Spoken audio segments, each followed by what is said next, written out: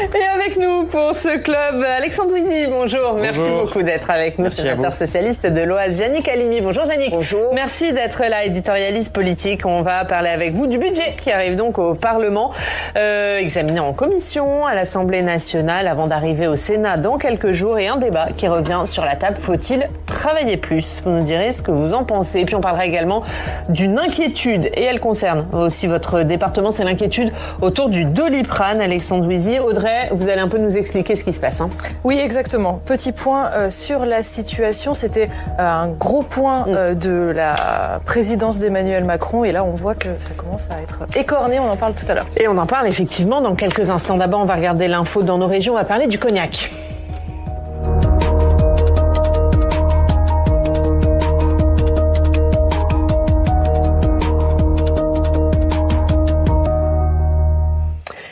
On va parler du cognac et de l'inquiétude des producteurs de cognac. Mais d'abord, Audrey, on va voir avec vous, pour bien comprendre ce qui se passe, d'où viennent les tensions entre la Chine et l'Union européenne en matière de commerce. D'une histoire de voiture qui a des répercussions sur nos producteurs de spiritueux. Ça paraît un peu étonnant, je vous explique tout.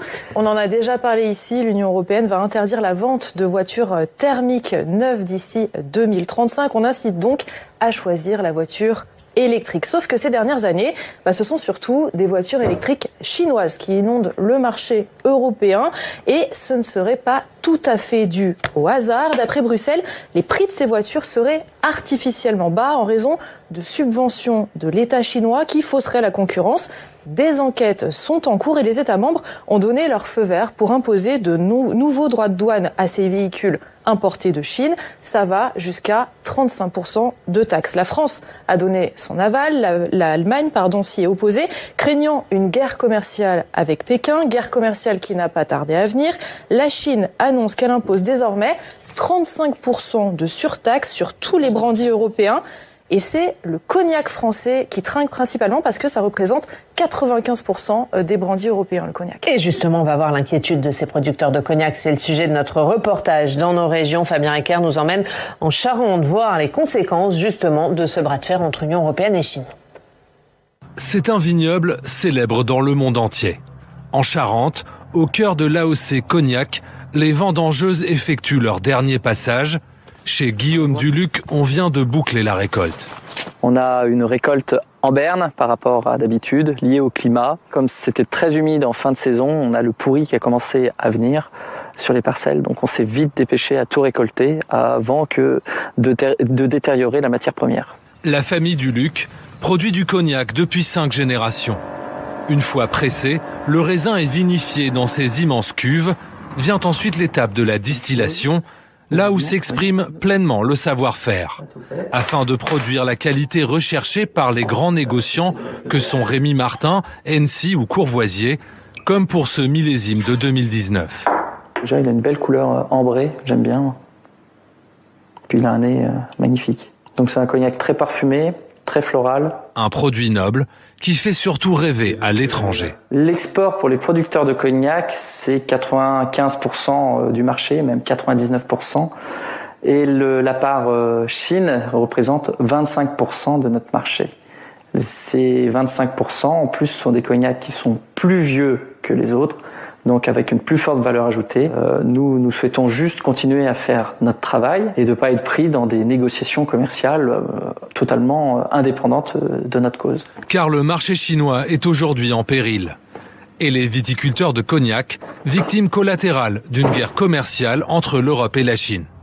En représailles contre les taxes européennes sur l'importation de voitures électriques chinoises, Pékin s'en est pris aux eaux-de-vie françaises, Cognac et Armagnac, en imposant des droits de douane allant jusqu'à presque 40% du prix d'import selon les marques.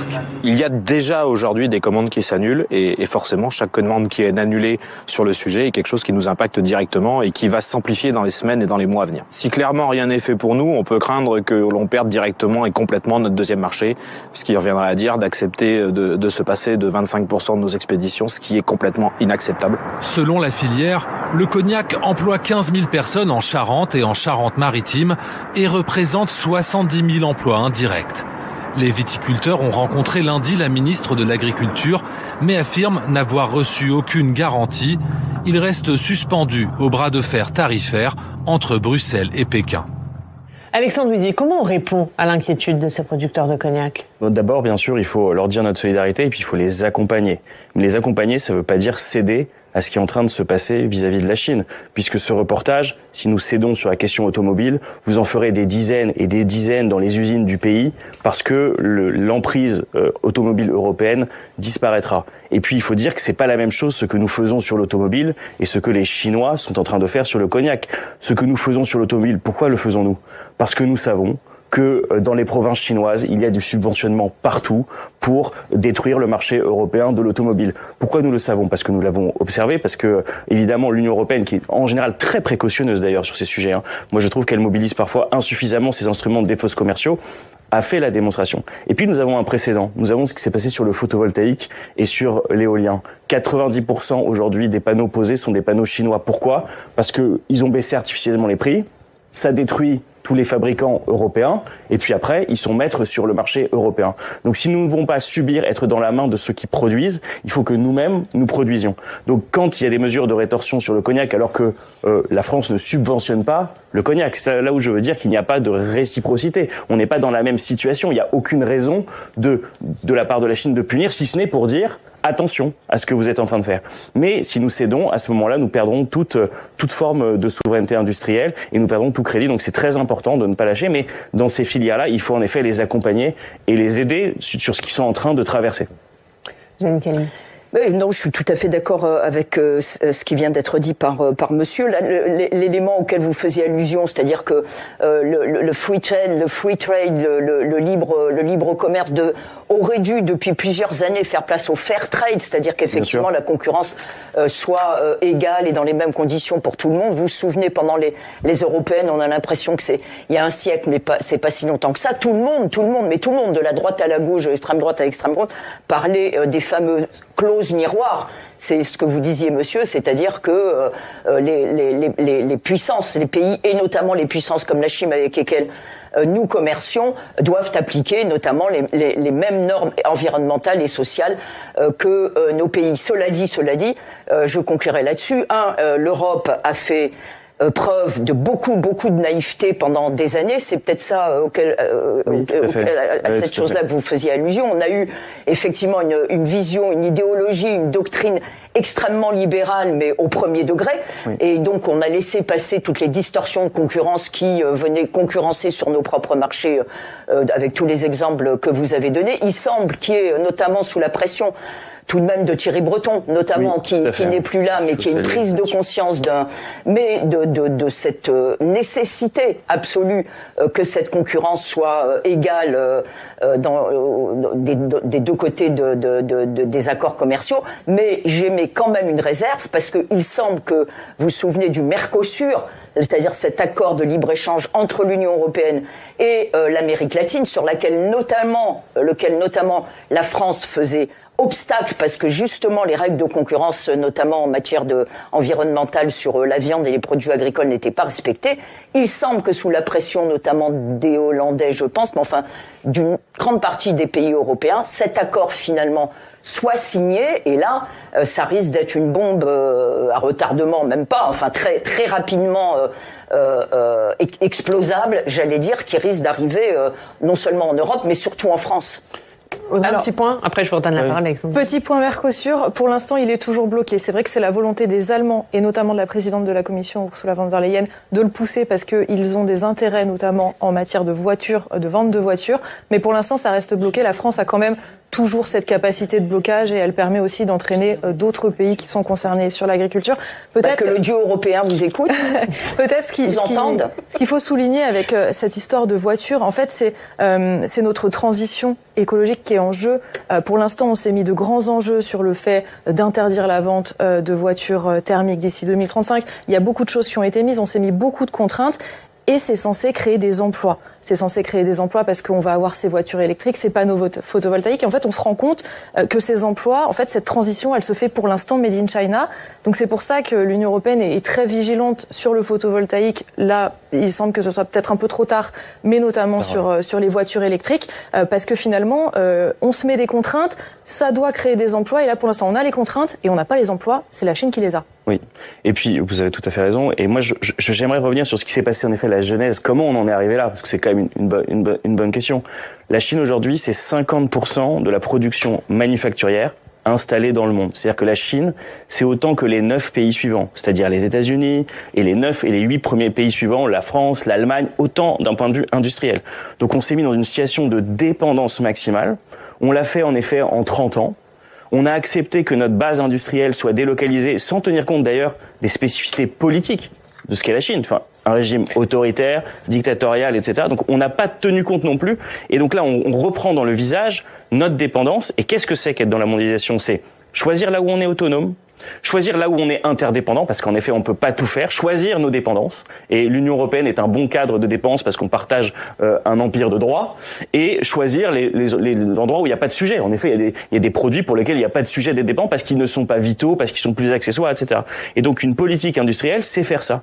Et ce qu'a fait la Chine depuis des années aussi, parce qu'il faut qu'on se regarde un petit peu en face, c'est qu'ils, pendant des années, en effet, eux, ils n'ont pas hésité à faire des subventionnements pour faire émerger une industrie forte. Ils se sont appuyés sur leur gros marché intérieur pour maximiser les coûts. Nous, on fait pas ça. On a un système de subvention en Europe qui est extrêmement compliqué. Dès qu'un État veut subventionner, son voisin peut le mettre devant les tribunaux parce que la question, c'est le marché intérieur et qu'on regarde pas le vaste monde. Ça, il faut qu'on bouge. On est en train de bouger, c'est vrai, mais ça va trop lentement. Le rapport Draghi, sur ces sujets-là, est explicite. Dit, attention, on est en train de disparaître du jeu industriel. On est en train de disparaître du jeu. Il faut plus de protectionnisme. Il faut plus de protectionnisme. Et puis, il faut aussi, qu'est-ce qu'on a fait quand on a créé Airbus contre Boeing? On a fait des commandes, on a accepté de subventionner massivement pour créer ex nihilo quelque part le concurrent qui n'existait pas forcément à Boeing. Et donc sur tout un tas de secteurs, il faut assumer de pouvoir faire cela et d'y parvenir, parce qu'on peut pas accepter demain, en effet, d'avoir, je sais pas si vous avez vu, dans les ports hollandais, on rajoute des mètres carrés pour que plus de voitures chinoises puissent venir. C'est pas possible de faire ce type de transition-là, sinon l'Europe sera déclassée. Moi, je mettrais une réserve sur le mot protectionnisme, parce que c'est souvent le premier maillon d'une chaîne dont on ne connaît pas ou dont on connaît très bien l'issue, c'est-à-dire un enfermement, un repli sur soi. Et même si c'est un repli sur l'Europe, vous n'empêcherez pas dans ce cas-là un repli de chacun des États sur soi. Ça commence par les biens et les services, ça continue par les hommes. On voit déjà, on est pour, on est contre, je vais pas lancer le débat, mais on sait très bien que parler de protectionnisme en matière de brandy ou de panneaux photovoltaïques, ça continue, ça se poursuit par la libre circulation des hommes et des femmes, et puis aussi des idées, et on en arrive peut-être plus rapidement qu'on ne pense à des systèmes juridiques, voire étatiques de liberté publique qui chancellent et qui reviendraient à mettre en danger. C'est pas l'idée. Effectivement, c'est pour ça, je suis sûre que c'est pas votre idée. C'est pas l'idée du tout. Mais attention aux mots, je préfère, alors c'est en anglais évidemment, fair trade, c'est-à-dire commerce. Mais vous voyez tout de suite, c'est moins compréhensible pour les gens qui nous écoutent. Oui, mais alors attention, je sais que vous êtes un politique. Moi, j'essaie de vulgariser des idées complexes en tant que journaliste. Le protectionnisme, attention, c'est utilisé, ça a été utilisé dans l'histoire, encore une fois, avec les effets d'enchaînement qu'on connaît extrêmement pervers et négatifs pour tout le monde, voilà. Donc s'il y a effectivement une expression peut-être plus compréhensible qu'on pourrait traduire par concurrence régulée, je ne sais pas, effectivement c'est un peu technocratique, je préfère ça parce que c'est plutôt, ça se traduit, comme vous le disiez monsieur, plutôt par des politiques industrielles offensives, pensées et coordonnées, plutôt que protectionnisme, encore une fois, un repli avec tous les dangers que ça comporte. Oui, mais si vous voulez, ok. D'accord, je peux comprendre que les mots sont piégés, etc. Mais quand même, à la fin, ce qu'on est en train de faire sur la question de la voiture chinoise, c'est une protection parce que, en effet, nous faisons face à une concurrence déloyale. Donc en fait, moi, ce que j'utilise parfois comme question pour faire comprendre, c'est la notion d'écluse. La mondialisation est une écluse, et parfois, quand les gens trichent, faut remettre au même niveau. Vous savez que c'était un mot qui avait été utilisé il y a 7 ans par Arnaud Montebourg, et par Marine Le Pen dans sa campagne présidentielle par Arnaud de 2017. Montebourg d'abord, et je sais bien que Marine Le Pen avait volé certaines idées d'Arnaud Montebourg, mais par Arnaud Montebourg d'abord. Et moi, c'est pour ça que, si vous voulez, on peut pas s'arrêter aux mots. Ce qui compte si, c'est important. Si vous voulez, mais ce qui compte, c'est quand même le fond du sujet. Le fond du sujet, c'est bien de à la fois mener une politique offensive, de subventionnement pour remettre notre industrie au niveau, mais on ne peut pas laisser faire le n'importe quoi, notamment. Voilà, c'est pas le laisser faire, laisser passer. Et je retourne l'argument, c'est-à-dire qu'en fait, le risque, c'est en face un système autoritaire qui a un modèle, le modèle chinois, qu'il souhaite aujourd'hui exporter, qui fait concurrence aux démocraties, puisqu'ils ont inventé la prospérité plus l'autoritarisme, ce qui n'existait pas jusque-là. Donc on est face à un défi de très fort et très puissant vis-à-vis du modèle chinois. Il ne faut pas répliquer ce que nous propose la Chine en termes idéologiques, évidemment. Évidemment. Chose égale par ailleurs. Exactement. Donc justement, tout notre enjeu, c'est de faire face. Et donc pour faire face, il faut des protections. Je comprends que le mot protectionnisme vous chagrine, mais c'est un mot que les gens comprennent. En tout cas, dans ce qu'on veut faire et dans ce qu'on peut faire. Mais un protectionnisme juste qui s'appuie sur, si en face on triche, on répond. Pas en effet les forteresses pour les forteresses. Ça, c'est clair. Un dernier mot là-dessus. En termes de protectionnisme, il n'y a pas que la Chine qui est impliquée. Les États-Unis aussi font preuve de protectionnisme avec leur fameux Inflation Reduction Act qui est censé promouvoir les voitures propres, notamment le secteur automobile propre. Et ça se fait aussi aux dépens de l'Union européenne et aux dépens des fabricants européens. Allez, on va parler d'une inquiétude, c'est celle du Doliprane et l'inquiétude autour de la vente du Doliprane à un fonds américain. Audrey, pour tout comprendre, on va donc d'abord voir avec vous cette annonce de Sanofi de céder sa filiale qui produit le Doliprane à un fonds d'investissement américain. Ce serait évidemment un coup dur pour la France. Et surtout pour Emmanuel Macron. Souvenez-vous, nous sommes en 2020, en pleine pandémie de Covid-19. La France se rend compte qu'elle manque de paracétamol. Elle réalise aussi, comme une grande partie du monde, qu'elle est dépendante de la Chine, encore elle, et de l'Inde pour l'approvisionnement en médicaments de première nécessité et notamment ce fameux paracétamol. Alors Emmanuel Macron fait une annonce. Il fait aussi de la réindustrialisation de la France un acte fort de sa présidence. Et voici ce qu'il dit, c'était en 2020. Nous lancerons une initiative de relocalisation de certaines productions critiques.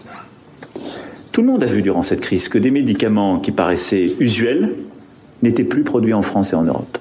Et donc nous devons, au-delà de nous poser la question, en tirer toutes les conséquences. Et je souhaite d'ailleurs qu'avec Sanofi, nous continuions dans cet esprit de partenariat à pleinement réengager ce dialogue, d'ailleurs gagnant-gagnant, où parce que nous investirons dans ces initiatives de relocalisation, nous prendrons les engagements, on pourra, par exemple, pleinement reproduire, conditionner et distribuer du paracétamol en France. Ça, Oriane, dans le jargon, on dit que c'est une conférence de presse qui vieillit pas très bien. Des investissements pour la relocalisation. On comprend donc que l'annonce de Sanofi passe mal. Le ministre de l'économie, Antoine Armand, a annoncé qu'il allait demander à Sanofi un bilan complet des aides publiques perçues ces 10 dernières années. Le groupe a déjà esquissé une réponse. Il dit bénéficier de 100 millions d'euros de crédit d'impôt, mais il dit aussi qu'il investit 2,5 milliards d'euros chaque année investi par le groupe, dans la recherche et le développement en France, Oriane. Et on va voir que cette question, évidemment, elle est relayée par les élus et notamment dans l'hémicycle du Sénat. Il en a été question hier lors de la séance de questions d'actualité de gouvernement. On voit ça avec Aurélien Romano. La cession à un fonds américain de 50% d'une filiale de Sanofi qui produit le Doliprane provoque un tollé et fait réagir le gouvernement. Le ministre de l'économie a été interrogé au Sénat sur le déclenchement d'un veto à cette vente. Ce n'est pas la solution qu'il choisit, mais il envisage une entrée au capital. Nous n'avons pas engagé notre droit de veto parce que la procédure n'a pas commencé, tout simplement. Vous auriez pu aussi évoquer la question de l'actionnariat et de la participation à la gouvernance et donc à la stratégie directe de l'entreprise. Quel meilleur moyen de signaler l'importance que nous accordons à ce dossier. Le ministre a aussi promis que le Doliprane resterait produit en France, des engagements qui n'ont pas rassuré certains salariés de Sanofi présents lors des questions au gouvernement. Ils interrogent la stratégie de Sanofi. Opella, c'est 1,5 milliard de résultats nets chaque année au sein du groupe Sanofi. Ça devrait être être nécessaire pour alimenter notre recherche. Et inversement, en fait, Sanofi aujourd'hui détruit sa recherche en supprimant 330 postes à Vitry cette année. On comprend pas finalement cette stratégie et on la dénonce depuis que ce projet a été annoncé en octobre dernier. Le chef des sénateurs socialistes trouve lui aussi que le gouvernement ne prend pas la mesure de ce dossier. Le ministre est passé à côté finalement de la réponse. Nous disons que la filiale de Sanofi Opella ne peut pas être vendue comme ça, comme une simple marchandise. C'est 424 millions de boîtes de Doliprane qui sont achetées tous les ans par les Français. C'est de la souveraineté nationale au travers de la souveraineté médicamenteuse. D'autres sénateurs soulignent que Sanofi a touché 1,5 milliard de crédits d'impôt, 2,5 milliards sur les investissements projets et ne paye plus d'impôts de production. Le gouvernement a annoncé qu'il ferait le point sur ces aides. Évidemment, d'abord aux salariés. Alexandre Douisy, on imagine que vous êtes particulièrement concerné parce qu'il y a un site Sanofi à Compiègne. Il y aura d'ailleurs une mobilisation aujourd'hui. Est-ce que la réponse du gouvernement, elle est satisfaisante pour vous ? La réponse du gouvernement, elle est pas claire déjà. Ils parlent d'une entrée au capital, ils disent on n'a pas exercé notre droit de veto, mais parce qu'il n'est pas encore venu le moment. Donc est-ce que c'est veto ou est-ce que c'est entrée au capital ? Il n'y a pas de réponse sur le sujet. Ce qu'on peut dire quand même, c'est que 1, on a connu une période de pénurie sur le Doliprane. 2, c'est un produit de première nécessité. Moi, je suis père de famille, je veux dire, ça m'est déjà arrivé de faire 3, 4, 5 pharmacies pour trouver du Doliprane à point d'heure pour mes enfants. Donc il y a un vrai sujet en fait disons de disponibilité du Doliprane et on voit que ce qu'on évoquait déjà tout à l'heure, les chaînes de valeur lorsqu'elles sont mondiales rendent moins possible le fait d'avoir du Doliprane ici. Ensuite, j'ai du mal à comprendre en fait l'argument de la vente parce que pourrait faire l'américain que Sanofi ne pourrait pas faire? Sanofi justifie la vente en disant moi je me concentre sur les activités les plus rentables et donc je cède cette partie de la chimie. Qu'est-ce qu'ils vont faire en fait les Américains pour être rentables? Je veux dire, il n'y a pas 50 000 solutions. Et on a quand même, c'est-à-dire des localisations, potentiellement. Et on a quand même des précédents qui sont extrêmement inquiétants. Je pense à la cession de General Electric, où soi-disant des engagements pour l'emploi avaient été pris. Et où là, on voit aujourd'hui, on a racheté un bout de General Electric avec les filières Arabelle. Mais pour la partie, disons, renouvelable de General Electric, on voit qu'il y a des entreprises et des usines General Electric qui ferment en France sur les pales, les éoliennes, etc. Donc en fait, les engagements, on sait qu'on n'arrive pas à les activer et à les faire respecter. Donc moi, je suis pour ce que nous avons proposé, ce que d'ailleurs Boris Vallaud a dit il y a quelques instants chez vous, c'est-à-dire en effet, on bloque la vente. Je crois que Sanofi, ça va Sanofi. Il y a le crédit impôt recherche et puis il y a la sécurité sociale. La sécurité sociale, c'est quand même, d'un point de vue de masse financière que Sanofi perçoit par l'achat de médicaments subventionnés par les pouvoirs publics, qui est complètement énorme. Et les Américains, sur tout un tas de sujets, n'hésitent pas à avoir ce qu'on appelle des clauses de territorialité. On peut avoir avec Sanofi des clauses de territorialité. Vous avez l'obligation sur un certain nombre de segments d'avoir sur le territoire national ou dans l'espace européen pour d'autres vos produits qui sont fabriqués. Parce que quand même, depuis 2000, au départ, on produisait 60% en Europe de ce qu'on consommait et 30% dans le reste du monde. La proportion est inversée aujourd'hui, complètement inversée. Donc on est vraiment dans une dépendance très forte. L'Union européenne a identifié un certain nombre, des centaines d'ailleurs, de médicaments pour lesquels nous n'avions plus de Princep en Europe. Un médicament sur 6 vendu, nous n'avons même plus une molécule fabriquée en Europe. Donc là, il faut agir et on ne peut pas laisser partir Doliprane comme ça. Jenny Calmy. Alors oui, il y a un problème de leadership étranger avec les exemples que vous avez donnés avec la vente d'une partie d'Alstom et pas n'importe quelle activité nucléaire et énergie renouvelable à General Electric. Il se trouve que le groupe, quelques années après, a été démantelé, était dans une situation bilancielle extrêmement compliquée. Il y a eu des suppressions d'emplois, des fermetures en tout cas des suppressions d'emplois, des fermetures en cours. C'est vrai qu'il y a ce problème-là. C'est vrai que le problème de la souveraineté médicale, sanitaire est extrêmement important. Et d'ailleurs, Arnaud Montebourg, dans le décret qu'il a fait passer lorsqu'il était à l'industrie ou à Bercy, je me souviens plus, en 2014, a rajouté justement dans un décret qui existait déjà, qui permettait à l'État donc de limiter, d'encadrer, voire de bloquer la vente à des investissements étrangers, à des investisseurs étrangers d'activités stratégiques. Il y avait ajouté d'ailleurs tout ce qui était la sécurité sanitaire. Oui. Tout cela est vrai et je ne le nierai pas. Cependant, et là où je vous approuve, ou là où je vous suis, c'est vrai qu'il y a un risque, pour conclure cet aspect passif, on va dire, un risque à terme, en tout cas, de suppression d'emplois, voire de fermeture carrément de Lisieux ou de Compiègne. Mais attention, le fonds d'investissement CDR, c'est pas un fonds tchétchène gagaouz, avec tout le respect que j'ai pour la Tchétchénie gagaouzie. C'est un fonds américain. Pas non plus. C'est un fonds dont on le sait, qui a un historique, dont la rentabilité qu'il demande à ses actifs, à ses investissements, est plutôt de 10 à 15 ans que de 3 à 5 ans, comme d'autres grands fonds, comme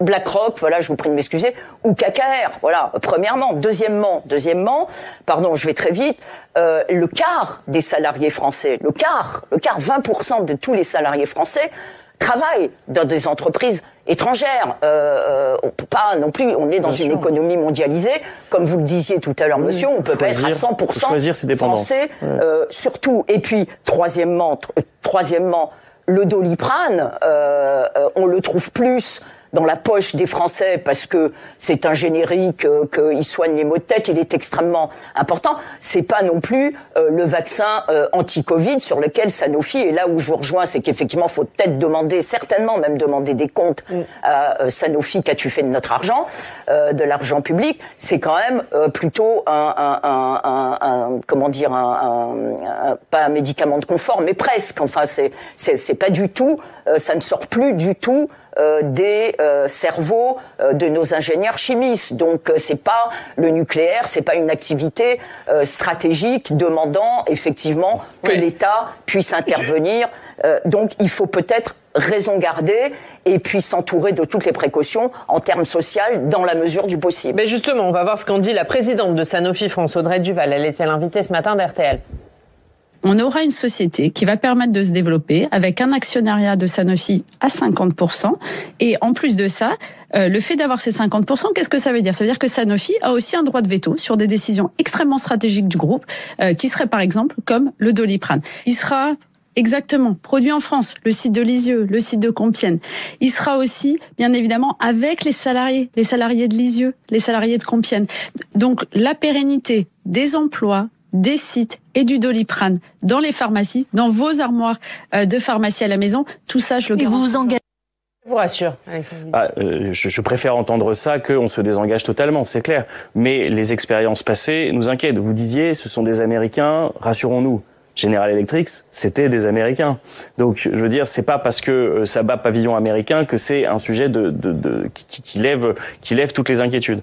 Derrière tout ça, il y a aussi d'autres, enfin, si vous me permettez, des enjeux assez profonds. C'est-à-dire que, on est aujourd'hui, en fait, on le sait, ça coûte plus cher de fabriquer des princeps et des médicaments en France que en Asie du Sud-Est et en Inde. Mais aussi, parce que nous avons des normes, on estime que la moitié du surcoût, c'est lié à des normes environnementales. Donc c'est aussi une question de stratégie environnementale. Et encore une fois, est-ce qu'on met en concurrence ces entreprises françaises avec d'autres entreprises en Asie vis-à-vis de ça ? Ça, c'est une vraie question. Et donc on a quand même un sujet sur le sujet de Doliprane. Vous disiez, c'est pas la pointe de la recherche. Vous avez raison, c'est pas la pointe de la recherche. Mais je peux vous dire qu'en revanche, c'est un médicament de tous les jours. C'est presque un bien de première nécessité. Et c'est pas juste le lait et le beurre. C'est pas juste de la bobologie. Et moi, je parle pas de nationaliser. Je dis, je considère que Sanofi, qui est une grande entreprise française, qui dépend beaucoup de la puissance publique, qui reçoit beaucoup de subventions publiques, est fondée à avoir un certain nombre de clauses de territorialité et à garantir que sur des productions sur lesquelles il y a eu des ruptures d'approvisionnement, il y ait une production en France qui soit garantie. La vérité, c'est que l'expérience qu'on a de ce fonds, il y a d'autres exemples qui ont été faits de cession, il y a eu des délocalisations dans un certain nombre de cas, et donc on peut pas être pleinement rassuré. Je crois pas que Sanofi est un problème de financement. Ce que dit Sanofi, parce que ce qui est quand même contradictoire avec ce que dit Madame, c'est que Sanofi justifie la vente en disant on veut sortir de la chimie. Mais on sera quand même là. Bon, très rapidement, Renault est un groupe français. Tous les grands constructeurs automobiles français sont français essentiellement, et pourtant, contrairement aux Allemands, ils ont choisi de délocaliser plutôt que produire sur le territoire.